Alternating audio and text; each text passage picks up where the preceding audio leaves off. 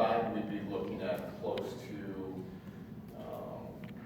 about 9,000 linear feet of stream restoration. So it's a pretty large scale project. I think it would be the largest restoration project we've done in the Park District. Basically, the agreement that you're looking at right now would be doing a memorandum of understanding that for the area that we would restore along the golf course, that would come with a conservation easement after the restoration work is done, and basically that area would be protected where the stream runs through the golf course. What we're looking at right now is we're just applying for grant funding. So at this point, we are just talking with the golf course owners about an agreement saying we're all comfortable applying for the grant funding. We're doing a memorandum of understanding that we're going to apply for these funds. It's good for 2 years. And then if we were successful with funding, we do a long-term agreement with them as part of the conservation easement or environmental covenant. So that's kind of the first item on the agenda, and then the second item gets more into actually applying for the grant funding. We are going to be pursuing funding through Clean Ohio, H2 Ohio funding. Right now, our current estimate is right around $3.3 million for this project. So like I said, it's by far our largest restoration project that we've done in the Park District's history. Paul, I don't know if you want to add some thoughts to it too. Sure. I can speak for just a couple seconds. So the Governor DeWine started something called the H2 Ohio program a few years ago, and it was specifically to address Lake Erie. And you remember when Toledo had to shut down and they had the harmful algal blooms out there, they call them HABs.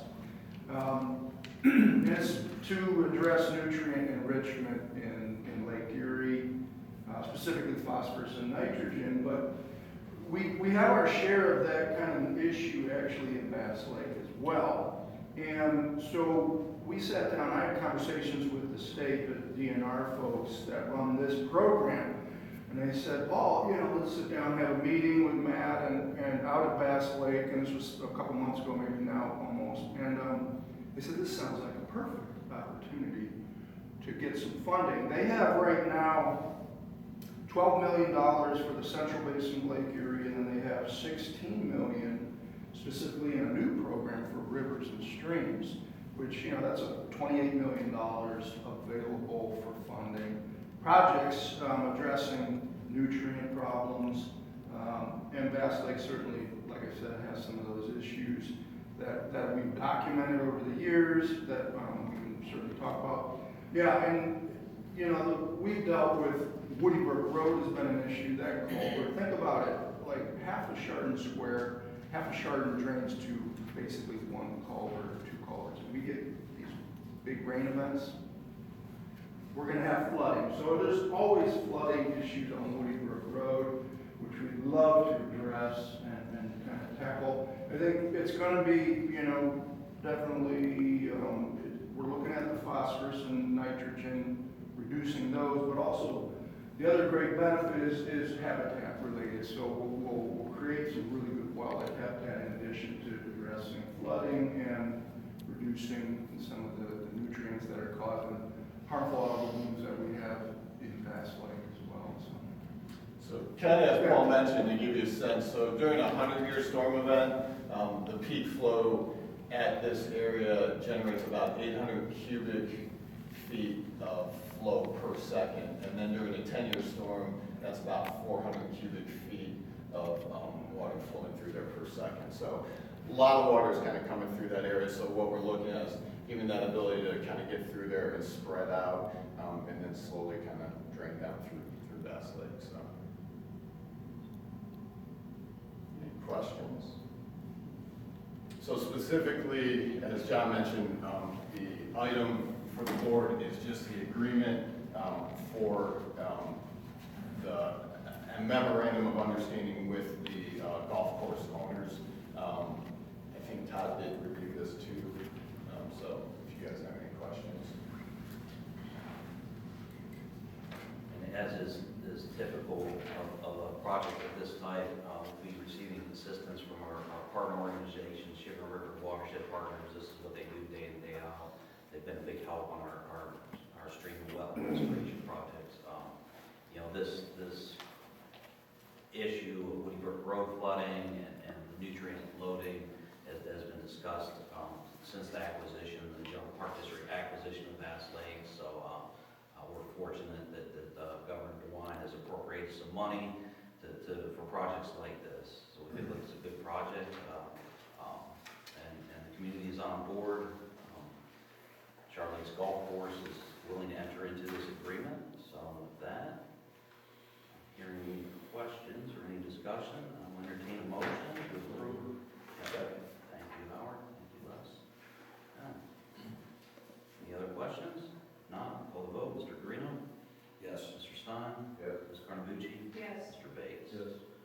Resolution is a short one. We'll go ahead and read that.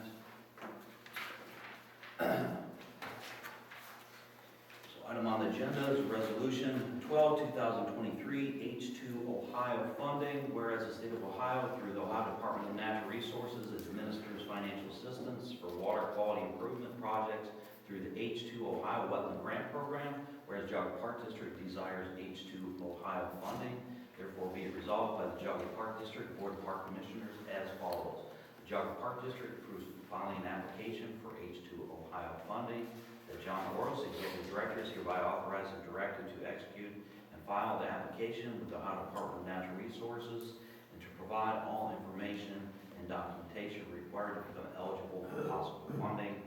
The Geauga Park District does agree to obligate the funds required to satisfactorily complete the proposed project and become eligible for reimbursement under the terms and conditions of the Ohio River Basin H2 Ohio Wetland Grant Program. Go ahead and certify that resolution. So I want to entertain a motion to approve. Second. Thank you. Mr. Stein? Yes. Ms. Carnabucci? Yes. Mr. Greeno? Yes. And Mr. Bates? All right. Next up, Resolution 13, 2023, revised budget resolution. Commissioners, please find the resolution for adoption of the revised 2023 appropriations. The following format conforms with the legal level of budgetary control according to Ohio Revised Code 57:5.83C. It requires appropriation measures should be classified so as to set forth separately the amounts appropriated for each office, department, and division, and within each the amount appropriated for personal services. Therefore, this budget format conforms with state statute, and that the appropriation resolution is presented as follows: by fund, by department, for personnel services, including salary and benefits, and all other non-personnel services expenditure. In this case, this revised appropriation resolution reflects an appropriation amendment in the Land Improvement Fund 4301 for land acquisition. So in this case, the appropriation follows. You see an increase of $750,000 as related to the Clean Ohio Green Space Conservation Program that will be dedicated funding for the purchase of the Kittredge property. The Kittredge property that we talked about a number of months ago in Hamden Township, 182 acres. So that project is finally coming to fruition, working with our partner organization, Western Reserve Land Conservancy, to move towards the fee simple acquisition of that property for $1 million. So that's why we need you to appropriate that money. We should have that money in escrow sometime here in the month of September. So, any questions about that appropriation? All right, none. That's a motion to approve Resolution 13, 2023, revised budget resolution. Motion. Second. Thank you. Questions or comments? Hearing none, we'll call the vote. Mr. Bates? Yes. Ms. Carnabucci? Yes. Mr. Greeno? Yes. And Mr. Stein? Yes. Okay, thank you. Next up, surplus property.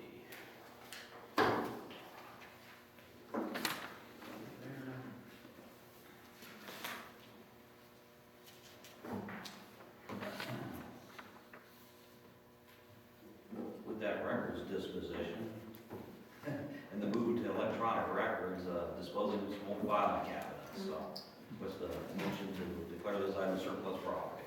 Send an auction. It's not listed on here, but I'll need a motion for that. Okay, second. Thank you. Any questions on those items? Not, I'll vote. Mr. Greeno? Yes. Mr. Stein? Yes. Mr. Bates? Yes. Ms. Carnabucci? Yes. Okay, next up, Commissioner's time.